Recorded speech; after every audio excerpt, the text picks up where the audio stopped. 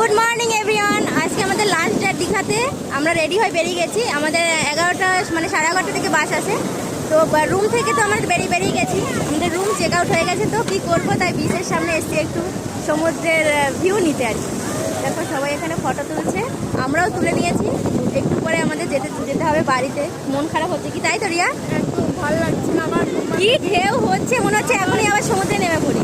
এই দেখো পিছনে, দেখো ব্যাকগ্রাউন্ডের ভিউটা হেভি লাগছে। আর সবাই তো ওদিকে ফটো তুলতেই ব্যস্ত, তারা দেখাচ্ছি।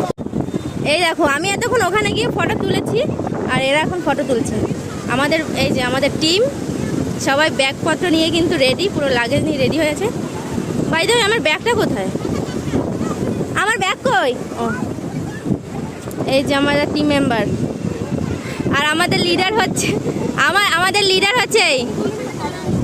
চলো এখন যাবো বাড়িতে।